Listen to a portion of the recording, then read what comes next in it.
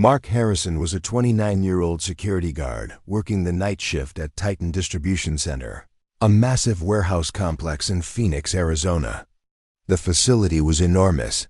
The main warehouse alone was the size of 4 football fields, with towering shelves that created maze-like corridors stretching up to 40 feet high. During the day, hundreds of workers moved pallets, organized inventory, and loaded trucks in a constant symphony of industrial activity. At night, Mark was the only living soul in the entire complex. He had been working at Titan for 2 years without a single significant incident. The job was exactly what he wanted: quiet, well-paying, and straightforward. His duties were simple: patrol the warehouse every 2 hours, monitor the 48 security cameras covering every angle of the facility, and respond to any alarms. The work was routine, almost meditative in its predictability, and Mark had come to appreciate the solitude that the night shift provided. That was before the September night when everything changed, and Mark learned that sometimes, when you think you're alone, you're really not. Mark's background made him well-suited for security work. He was a former military police officer who had served 2 tours overseas before returning to civilian life.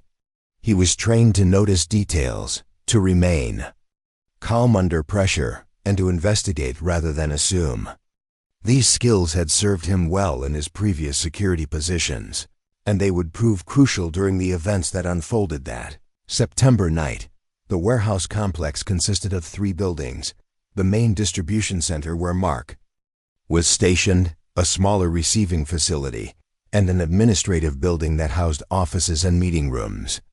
The main warehouse was a marvel of modern logistics: computer-controlled inventory systems, automated sorting mechanisms, and enough storage space to hold millions of dollars worth of consumer goods. Mark's security office was located at the center of the main warehouse, positioned to provide optimal oversight of the entire facility. The office was equipped with a bank of monitors displaying feeds from 48 cameras, radio communication equipment, and direct phone lines to local police and fire departments. From his position, Mark could see every corner of the warehouse complex, and the sophisticated camera system could track movement down to the smallest detail. The night shift began like any other. Mark arrived at 10 p.m. to relieve Tony Martinez, the evening security guard who worked the 2 to 10 shift. Tony was a veteran of 15 years who knew every inch of the facility. "Pretty quiet today," Tony reported as he gathered his things. "Had a minor issue with the loading dock camera around 6 p.m., just needed to be reset. Other than that, everything's normal." Mark settled into his routine as Tony left. The first patrol wouldn't be until midnight, so he spent the time reviewing the day's incident reports and monitoring the camera feeds. The warehouse at night was a different world from the bustling activity of the day shift. The vast space felt almost cathedral-like in its emptiness, with the high shelves creating deep shadows between the overhead security lights. By 11 p.m., the warehouse had settled into its nighttime rhythm. The building's various systems hummed quietly: climate control, emergency lighting, the soft whir of the computer servers that managed inventory. Mark found the sounds comforting, a technological lullaby that had helped him relax during previous shifts. At midnight, Mark began his first patrol. He followed his usual route, starting from the security office, walking the main aisles from A through Z, checking the loading docks, and finishing with a sweep of the perimeter. The patrol took exactly 45 minutes when done properly, and Mark prided himself on his thoroughness. Everything was normal during the midnight patrol. The warehouse was secure, all systems were functioning properly, and Mark returned to his office feeling satisfied with the night's start. He settled back into his chair and began reviewing the camera feeds more systematically, a habit he had developed to stay alert during the quiet hours. It was at 1:23 a.m. when he first noticed something unusual on Camera 12. Camera 12 monitored Aisle G in the back section of the warehouse, an area that stored electronics and small appliances. The aisle was well lit by overhead fixtures, and the camera had a clear view of the entire length of the corridor between the towering shelves. Mark was cycling through the camera feeds when movement on camera 12 caught his attention. At first, he thought it might be a piece of debris blown by the air conditioning system, but as he watched more carefully, he realized what he was seeing was much more disturbing. A shadow was moving between the shelves, not the fuzzy, indistinct shadow of small debris or a cat that might have gotten into the building, but a clear, human-shaped silhouette. The shadow moved with purpose, walking at a steady pace down the aisle, occasionally stopping as if examining the shelves. Mark immediately checked the building's security status. All doors and windows showed secure, all motion sensors were functioning normally, and no alarms had been triggered. According to every security system in the building, he was alone, but camera 12 clearly showed someone walking through aisle G. Mark grabbed his flashlight, radio, and keys and headed toward the back of the warehouse. The walk to aisle G took several minutes through the maze of shelves and corridors. As he moved deeper into the warehouse, Mark became increasingly aware of how isolated he was. The security office suddenly felt very far away, and the vast emptiness of the building seemed to press in around him. The warehouse at night was a cavern of shadows and echoing sounds. Mark's footsteps seemed unnaturally loud on the polished concrete floor, and every small sound, the settling of the building, the hum of machinery, the distant sound of traffic, seemed amplified in the darkness. When he reached aisle G, Mark found exactly what he expected: nothing.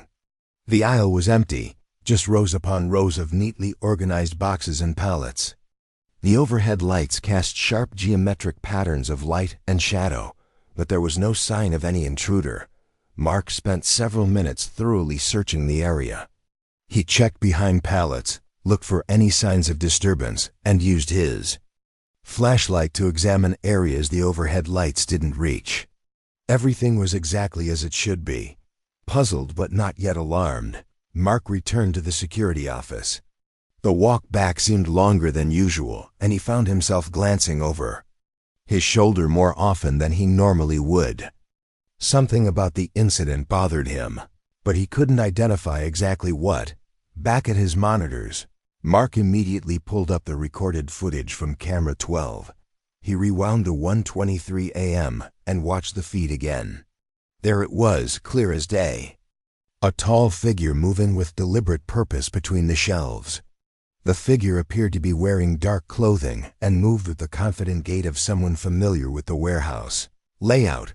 But when Mark fast-forwarded to the moment he had arrived at aisle G, the figure simply wasn't there anymore.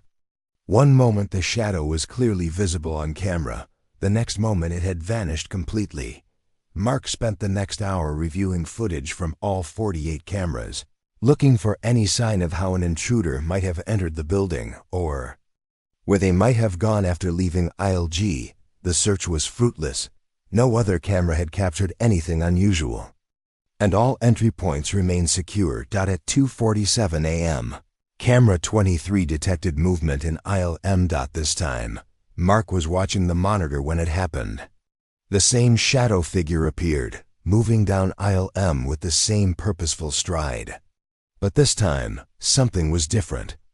As the figure moved, it occasionally stopped and appeared to look directly up at the camera, as if it was aware of being watched. Mark felt a chill run down his spine as he watched the shadow turn its attention to camera 23. Even though the figure had no discernible features, it appeared as a simple dark silhouette. Mark had the distinct impression that it was looking directly at him through the camera lens. This time, Mark decided to approach the situation differently. Instead of walking directly to aisle M, he would take a parallel route and attempt to approach from an unexpected angle. If there really was an intruder in the building, the element of surprise might be crucial. Mark left the security office and made his way toward the back of the warehouse. But instead of heading directly to aisle M, he moved through aisle L, which ran parallel to the aisle where the figure had been spotted. His plan was to approach from behind and catch the intruder off guard.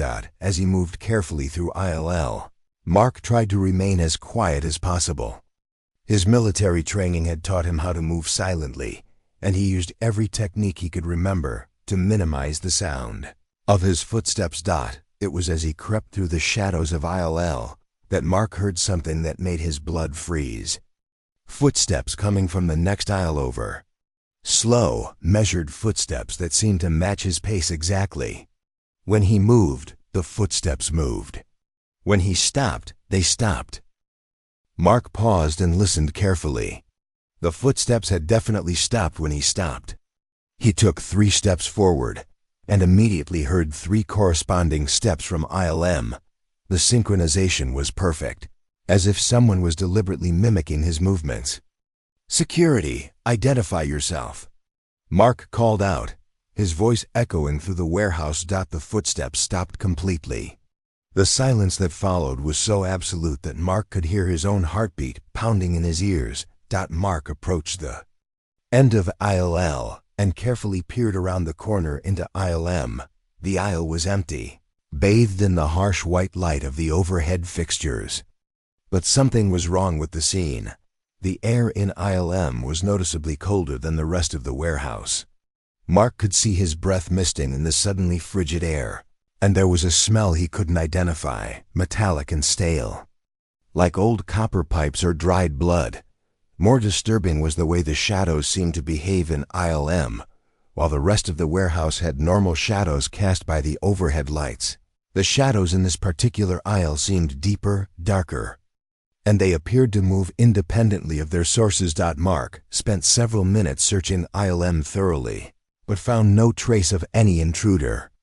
Whatever had been making the footsteps had vanished as completely as the figure on the cameras. As he walked back toward the security office, Mark noticed that the temperature returned to normal as soon as he left aisle M. The strange smell also disappeared, leaving only the familiar sense of cardboard, plastic packaging, and industrial cleaning solutions. Back in the security office, Mark immediately began reviewing all 48 camera feeds simultaneously. What he discovered made his hands shake as he reached for his phone to call his supervisor. The shadow figure wasn't just in one location anymore. It was appearing on multiple cameras at the same time, an impossibility unless there were multiple intruders, but each shadow looked identical. Aisle G, aisle M, the loading dock, the break room, even the area near the security office. The same dark figure was visible on camera after camera. Mark tried calling his supervisor, but the call went straight to voicemail. He attempted to call the main office, but got the same result. Finally, he tried 911, but when the dispatcher answered, all Mark could hear through the phone was static mixed with what sounded like whispered voices speaking words he couldn't understand. At 3:17 a.m., Mark witnessed something that would haunt him for the rest of his life. Every camera in the system showed the same thing. The shadow figure was moving toward the center of the warehouse. Multiple identical figures were converging on the security office from different directions, all moving with the same measured pace, all heading directly toward Mark's location. Mark locked the office door and checked his radio, but it was producing the same static and whispered voices as the phone. He was completely cut off from the outside world, trapped in a small office while an impossible number of identical shadow figures approached from every direction.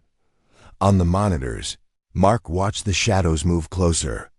They navigated the warehouse with an intimate knowledge of the layout, taking the most direct routes possible and moving with a speed that should have been impossible for someone walking. Each camera feed showed the figure passing through aisles that would normally take minutes to traverse in mere seconds. As each camera captured the shadow's passage, the feed would go black for exactly 10 seconds before coming back online. The effect was spreading through the system like a wave, moving steadily toward the cameras closest to the security office. Mark realized that he could now see details that hadn't been visible before. As the shadow figures moved closer to the security office, the cameras picked up more detail. The figure wore what looked like a standard warehouse uniform: dark blue work shirt, work pants, and steel-toed boots. But there was something wrong with the clothing. It seemed to flutter and move as if blown by a wind that didn't exist anywhere else in the building. Finally, the shadow appeared on camera 47, which monitored the corridor directly outside the security office. The figure stood motionless in the corridor, facing the camera. For the first time, Mark could see what might have been facial features, or rather, the absence of them. Where a face should have been was simply darkness, a void that seemed to absorb light rather than reflect it. Then the shadow raised its arm and pointed directly at the security office door. Every light in the warehouse went out simultaneously. The building's electrical systems failed completely, plunging the entire complex into absolute darkness. Emergency lighting kicked in a few seconds later, bathing everything in an eerie red glow that made the familiar warehouse look like an alien landscape. In that red light, Mark heard the handle of his locked door slowly turning.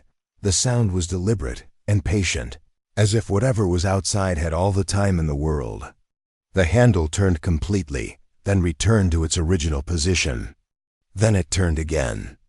Testing the lock with mechanical persistence, Mark pressed himself against the far wall of the office, his flashlight trembling in his hands as he pointed it at the door.